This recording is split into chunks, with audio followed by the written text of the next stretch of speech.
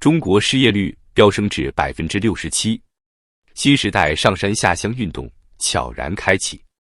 看到这个触目惊心的数字，大家可能会觉得难以置信。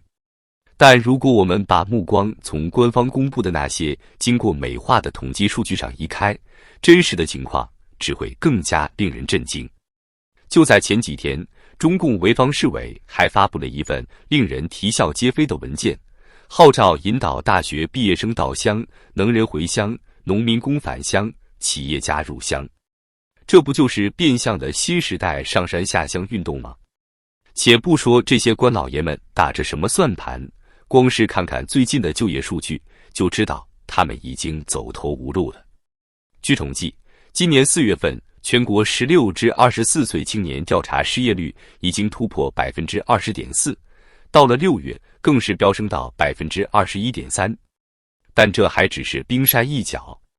如果把那些被迫灵活就业的人、还在上学但即将失业的学生，以及干脆放弃找工作的躺平族都算进去，实际失业率恐怕早就突破 60% 了。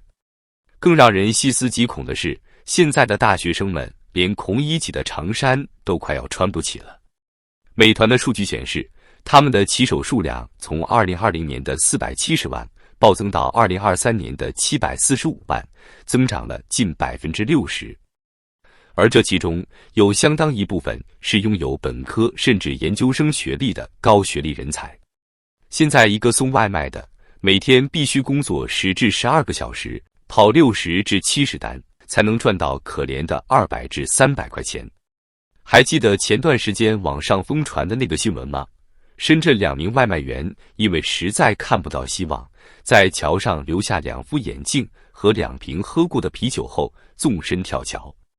这不是个例，就在最近，又有一名女外卖员因为送餐车被交警收走，也选择了轻生。根据记者实地调查，在北京朝阳区，一位有着3年送餐经验的外卖老师傅感叹道，现在的情况比疫情那会儿还惨。以前送外卖好歹能月入过万，现在倒好，人越来越多，单价越来越低，拼死拼活1个月到手也就6、7千。更要命的是，这还得是能抢到单的情况下。在上海深夜9点钟，一条马路上能看到30多个外卖员，有的躺在电动车上刷手机，有的干脆睡着了，就等着那可怜的1单2单。现在街头巷尾最引人注目的，除了成群的外卖小哥，就是越来越多的网约车司机了。但大家知道吗？这些戴着墨镜、穿着体面的司机，很多都是从中产阶级跌落下来的。合肥市的数据让人震惊，截至今年11月底，光是这一个城市就有10万人拿到了网约车从业资格证。10万人啊，这是什么概念？合肥市区常住人口也就500多万，这意味着每50个人中就有一个网约车司机。更要命的是，这些车子的空驶率高达 45%， 近80%司机日均流水连300块都赚不到。据媒体报道，一位32岁的网约车司机小杨，他的经历让人不禁倒吸一口凉气。疫情前，他在北京中关村一家科技公司当副理，加上和朋友合开的副业，月入能到3万。然而，去年10月，他不得不关掉自己的公司。今年4月，老东家也倒闭了。为了还房贷，他只能卖掉心爱的宝马，换了一辆便宜的国产车跑网约车。如今，开上10个小时，扣掉油钱和平台分成，1个月到手4500。连他巅峰时期的零头都不到。更可怕的是，这样的故事在中国各大城市比比皆是。据广州当地媒体报道，一对原本的中产夫妇，2019年时，他们还住豪宅，开奔驰，有自己的档口和小工厂。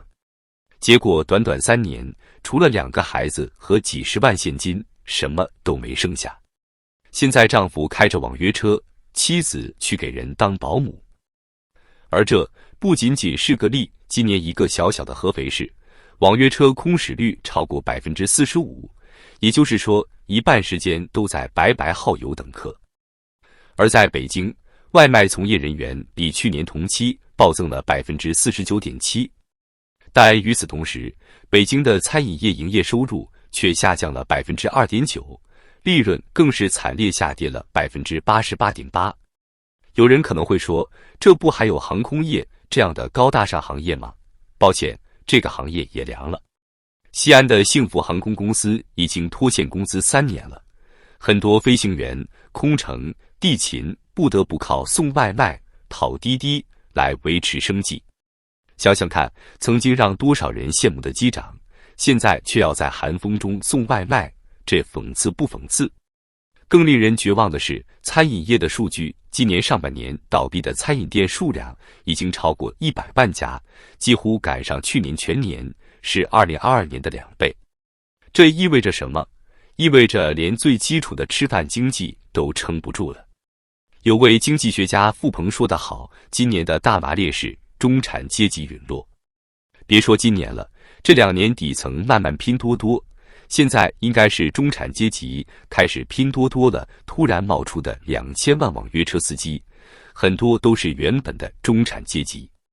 面对如此惨淡的就业形势，中国政府想出的灵丹妙药，居然是返乡创业。他们美其名曰建设宜居宜业和美乡村，实际上不就是变相的上山下乡运动吗？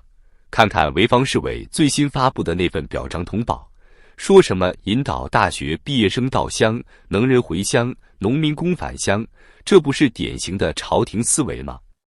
经济不行了，就把人往农村赶。但问题是，现在的农村能创什么业？别说农村了，连城市的经济都已经烂透了。我给大家看组最新数据，上半年全国餐饮倒闭潮突破100万家，几乎赶上去年全年。而且这还只是开始，明年可能会更惨。有意思的是，一方面外卖员越来越多，另一方面客单量却在持续下滑。在北京，今年上半年外卖从业人员暴增了 49.7%， 但餐饮业利润却暴跌了 88.8%。这说明什么？说明再多的人投身外卖行业，也解决不了根本问题，因为老百姓的钱包都瘪了。现在的情况，用一位经济学家高善文的话来说，就是生机勃勃的老年人、死气沉沉的年轻人和生无可恋的中年人。这句话虽然扎心，但说得太对了。那些靠养老金活着的老年人，天天广场舞跳得欢，而年轻人和中年人却在为生计发愁。更让人心寒的是，这些艰难的处境在网上连吐槽都不行。前段时间，2位经济学家付鹏和高善文的社交媒体账号就因为说了几句大实话，立刻被封禁。这种掩耳盗铃的做法，不就是在欺骗皇上吗？所以未来的出路到底在哪里？说实话，我也不知道。但有一点是肯定的，如果继续这样下去，情况只会越来越糟。现在的中国已经进入了一个恶性循环，经济不好，企业倒闭，失业增加，消费降低，经济更差。最可怕的是什么？是对未来的绝望。网上有人说得好，历史轻轻地打个颤，无数人一生的命运就被卷进去了。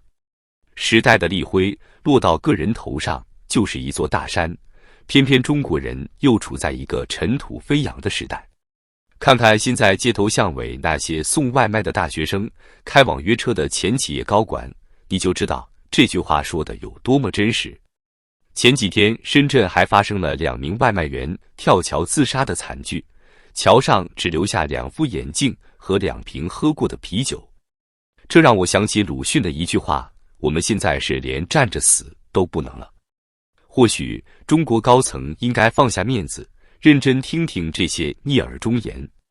但愿他们能意识到，现在需要的不是粉饰太平，不是什么返乡创业，而是真正解决经济的深层次问题。